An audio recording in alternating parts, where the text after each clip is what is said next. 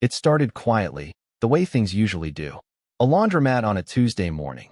Half the machines humming, the air carrying that damp smell of detergent and metal. I wasn't supposed to be there at that hour. My schedule was all wrong that week. Night shifts, early mornings, forgetting what day it was. She was there first, folding a basket of white shirts with the kind of care that made me slow down without knowing why. Not rushed, not distracted, just steady.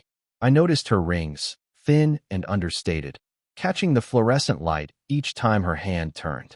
I pretended not to look too long. The first words between us were nothing. I was struggling with a machine that wouldn't start, tapping the button harder than I needed to. She glanced over, lips tugging into something that wasn't quite a smile. You've got to slam it. It's old. I tried it.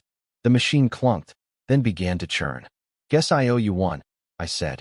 She shrugged, folding another shirt, not looking at me. Everyone does, eventually.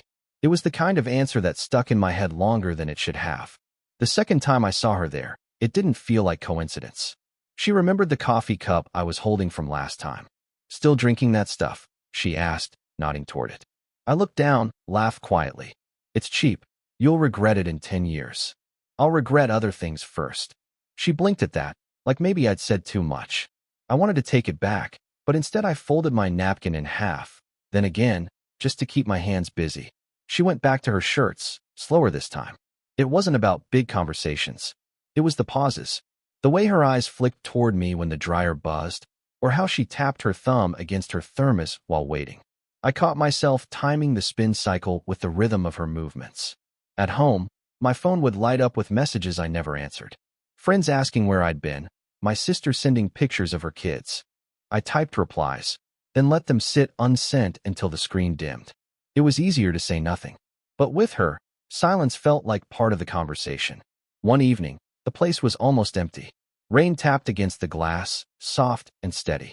She sat across from me, waiting for her load to finish, sipping from her thermos. For a long while, neither of us spoke. The machine hummed, the clock ticked, the rain kept its rhythm. Finally, she said, almost under her breath, "This feels dangerous." I should have nodded, let the moment pass, but I didn't. Maybe I was tired of letting things pass. Then why do you keep pulling me closer? Her hand stilled on the thermos. She didn't look at me, not right away. The silence stretched long enough that I heard my own pulse, quick and uneven. When she finally met my eyes, there was something there I couldn't read, like she was already halfway gone or halfway here. Before I could figure out which, the dryer buzzed. She stood, gathered her things, and with a small, unreadable smile, said only, "See you around." I watched her leave, the rain following her out. My phone buzzed in my pocket just then, one new message from an unknown number. "You forgot your umbrella." I didn't remember giving her my number, but she had it, and she'd used it. The umbrella was cheap, one of those collapsible kinds you buy from a corner shop when the rain catches you off guard. I hadn't noticed leaving it behind, but the fact she noticed and then bothered to text stayed with me longer than it should have.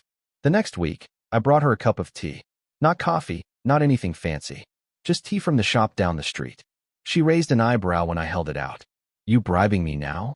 You saved my laundry, my umbrella, and maybe my reputation," I said. "Seems fair." She smirked, but the way her fingers brushed mine when she took the cup felt like something unspoken had shifted. We didn't talk much at first, just sat near each other, listening to the machine's whir. Eventually, she broke the quiet. "Divorce papers came through last year." Her voice was steady, but she didn't look at me. She just kept her eyes on the tea, twisting the lid slowly. I didn't know what to say. Sorry felt cheap. Congratulations felt worse. So I said nothing. Instead, I folded another napkin on my knee.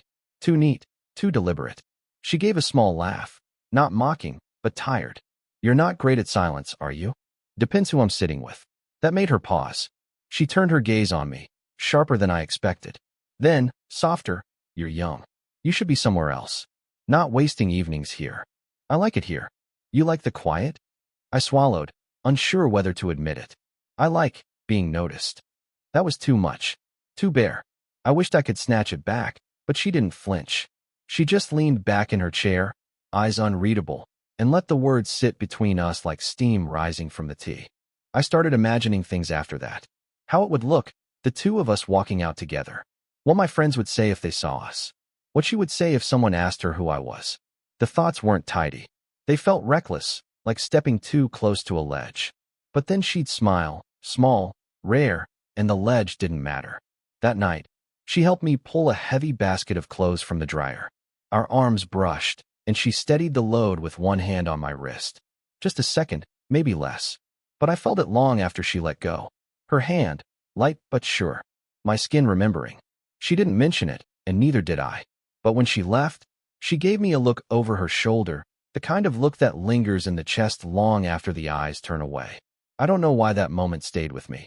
Maybe because it felt like someone finally saw me. The laundromat was fuller than usual. 2 students talking too loud, a man pacing with earbuds, the smell of detergent thick in the air. She was already there, sitting by the window with her thermos, hair tied up loosely, a paperback unopened on her lap. She gave me the smallest nod when I walked in. That was all. But it felt like gravity had shifted a fraction. I sat across from her, basket at my feet. For a while, neither of us spoke. The clatter of the machines filled everything. I noticed her thumb tracing the rim of her thermos, round and round, as though it was a habit she couldn't drop. Long day, I asked finally. She didn't look at me. They're all long. That should have been the end of it. But then her eyes flicked up, held mine just long enough to make me forget what I was supposed to do next.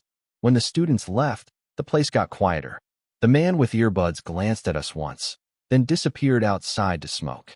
Suddenly, it was just the 2 of us and the steady turning of the dryers. She leaned forward slightly, elbows on knees, voice softer now.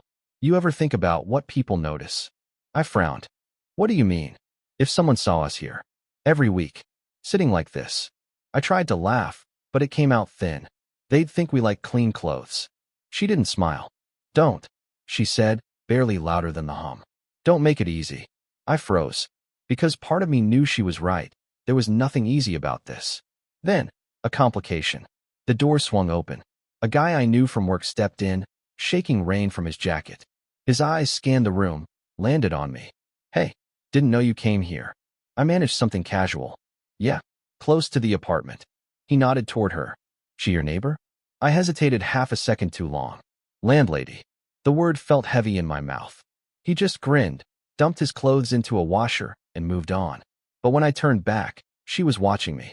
Not angry, worse. Careful. Guarded. The machines clicked over into their final cycle. My friend left. It was quiet again, but not the same kind of quiet. She stood to check her laundry, and I found myself standing too, without reason. For a second, we were too close. Me holding a shirt half folded, her brushing past with the faint scent of her shampoo trailing behind. Her hand lifted, almost touched my arm, then dropped before it got there. I opened my mouth. If. She shook her head quickly. Don't. But her eyes stayed on me, long after the word was gone. I don't know why I leaned in, just slightly. Close enough to feel the warmth of her breath. Close enough that everything inside me said now. And then the dryer buzzed, loud and final. She stepped back first. I let the moment go. It was late, too late to be at the laundromat, but neither of us mentioned it. The air outside was damp from an earlier rain, streets shining with leftover puddles. She'd finished folding, and instead of leaving right away, she lingered. Do you walk home? She asked. Yeah. Only 10 minutes. She hesitated, then, I'll walk with you. So we stepped out into the night together, the hum of machines fading behind us. The silence stretched, but it wasn't empty. Street lamps buzzed overhead, our shadows walking almost side by side. I wanted to say something. Anything. But my chest felt too tight. She broke it first. Saw you talking to your friend last week. At the laundromat. Yeah. Guy from work. You seemed different. Lighter. Her tone wasn't accusing, but it landed heavy. I don't know, I said. Maybe I stopped, shoved my hands deeper into my pockets. It's easier with people who don't matter. That made her slow down, like the words caught her mid-step. And I matter? I didn't answer right away. Just listened to the sound of our shoes on wet pavement. Finally, I nodded, barely. More than I should admit. We reached a small bench under a tree, streetlight flickering above it. She sat first, set her thermos beside her. I sat at the edge, keeping space that felt both too far and too close. She leaned forward, elbows on knees. You don't understand what this would look like. To people. To me. I'm not people. You're 24. And you're 46. Her head turned sharply. I thought I'd gone too far, but her eyes softened after a beat. You shouldn't say it like that. Like it's simple. Because it's not. Because it's dangerous. The same word she'd used before. Dangerous. I looked at her hands, fingers knotted loosely together, thumb brushing over her ring finger where the band used to be. A quiet habit she probably didn't notice. Are you scared? I asked. She didn't answer. Just exhaled slowly, looking anywhere but at me. I don't want to feel like I'm using you. Or worse, that you'll wake up one day and hate me for letting this happen. Her voice broke a little at the end, not enough to be dramatic, just enough to feel real. I leaned forward, closing the gap. I couldn't hate you. The silence after that was so full it almost shook. Her hand moved. Closer, closer, stopped just shy of touching mine. I felt the air between us thicken, like the city itself was holding its breath. If I shifted even an inch, her hand would be in mine. If I leaned one more inch, my mouth would be on hers. But I didn't. She whispered, almost to herself, "Tell me what you really want." And I couldn't. Not yet. The week after that night on the bench, she stopped coming to the laundromat. At first I told myself it was timing. Maybe she switched days. Maybe she was busy. But after the third empty visit, the fourth, it felt deliberate. The machines kept turning, the same detergent smell in the air, but the space beside me stayed vacant. I tried to read, to listen to music, but everything felt like waiting. I walked slower past her apartment door on the way upstairs. Sometimes I thought I heard the faint scrape of a chair or a kettle switching off. But the hallway always stayed quiet. On the fifth night, I almost knocked. Hand raised, knuckles hovering just short of the wood. But something inside me held back. What would I even say? That I missed folding shirts beside her? That the silence was louder without her in it? Instead, I lowered my hand and slipped upstairs. The truth came unexpectedly. I ran into a neighbor, an older man, always watering the plants by the stairwell. He nodded toward her door. You know she's got a daughter, right? About your age. Been staying with her the past week. I forced a smile. Didn't know. The words jammed in my throat. Daughter. My age. I pictured her telling her daughter about me. Or maybe not telling her at all. I pictured the quiet judgment in a stranger's eyes. Imagined myself as something careless, reckless. It made sense now, why she disappeared. That night, I sat on my bed with the phone glowing in my hand. I typed, "You don't have to disappear. I just like the way it felt when you were there." I stared at the words until they blurred. Then I erased them. Started again, "I understand. I won't bother you anymore." Deleted that too. In the end, I left the screen blank. Days passed. I stopped going at the usual time. Stopped carrying laundry down until I couldn't avoid it. When I finally went again, the place was busy. Students laughing, a woman with a toddler, someone arguing on the phone. I sat in the corner, waiting for the cycle to finish, trying not to look at the doorway every time it opened. She never came. I didn't feel heartbroken. I felt paused, like life forgot to finish the sentence. I folded my clothes, one by one, too neat, too careful, left the laundromat, the chair beside me still empty. When I reached her door that night, I slowed again. My hand hovered, almost knocked, but I kept walking. Upstairs, the silence followed me in. I didn't plan to see her that night. It was late, almost midnight, and I was heading upstairs with a bag of groceries I should have unpacked hours earlier. But her door was open, just slightly. A sliver of light across the hallway carpet. I slowed. She stepped out, surprised to see me there. No makeup, hair loose, wearing a plain sweater that looked more like armor than comfort. "Sorry," she said quickly, as if she'd done something wrong. "Didn't mean to. It's fine." I cut in. My voice sounded rough. For a moment, neither of us moved. The groceries shifted in my arms. Finally, she opened her door wider. "Do you want to come in? Just for a minute." I did. Her kitchen was small, warm from the kettle on the stove. She poured water into 2 mugs, pushed one toward me without asking what I liked. The steam curled up between us. We stood there, not drinking, not sitting. Just 2 people with too much to say. Finally, she broke it. "My daughter's been here. You probably figured that out." I nodded. She doesn't know? About us. About." She stopped, corrected herself. "About me. How I've been. Since the divorce." Her hands trembled slightly as she set the mug down. She tried to hide it by crossing her arms. I wanted to say something easy, but I couldn't. "You don't have to explain. She looked at me then, sharp but tired. But I do. Because this isn't a game. You're not. She stopped herself again. Her throat worked, like the words wouldn't come. You're not something I can just try out. The air between us went still. I set the groceries on the counter just to free my hands. Then I leaned closer, not touching her, but close enough she couldn't ignore it. You think I don't know the difference? I said. Her lips parted, a tiny sound escaping. Not quite a sigh, not quite a word. The silence pressed hard. My pulse thudded in my ears. I can't, she started, then shook her head, eyes fixed on the floor. I can't afford to be reckless. Not now. Not with you. I almost stepped back. Almost let it end there. But then she glanced up, and something in her eyes, fear, yes, but also something that looked a lot like want, rooted me in place. I said it before I could swallow it. I don't want easy. I just want you. Her breath caught. The words hung there, bare, too heavy to take back. For a long moment, nothing. Just the kettle cooling, the quiet hum of the fridge. Then, finally, she reached out. Her hand brushed mine, hesitant, then rested there. Not pulling me closer, not pushing me away. Just holding.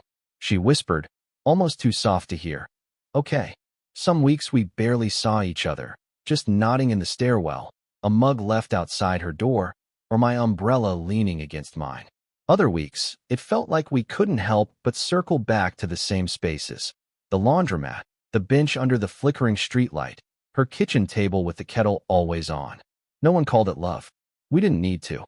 It was smaller than that, quieter, and somehow stronger for it. She still folded her laundry with that same patient care. I still bought the same bitter coffee, though now she teased me for it every time. You'll regret it in 10 years, she'd say, shaking her head. I'll regret worse, I'd reply, and this time it would make her smile. We had our routines, but different now. At 8:47 one morning, I caught myself waiting at the bench instead of walking past it. She arrived 2 minutes later, thermos in hand. Neither of us mentioned the timing, but we both knew. Her daughter came and went. Work got busy for me, then quiet again. There were still stretches of distance, silences that lasted days longer than I liked. But the difference was this. The silence didn't scare me anymore. It wasn't absence. It was just space. Sometimes she'd send a message at odd hours, tease on. That was it. Nothing more. And I'd go, knowing I was welcome without needing proof. Other times it was me leaving a folded napkin on her counter, a small, wordless thank you. She always noticed. We didn't talk much about the night in her kitchen. It didn't need retelling. It just stayed there, like a hinge the door of our lives now swung on. I think back to her words sometimes. This feels dangerous. Maybe it was. But danger turned out softer than either of us imagined. It looked like sitting across from each other, steam rising between us, and knowing the pause didn't have to mean the end of the sentence.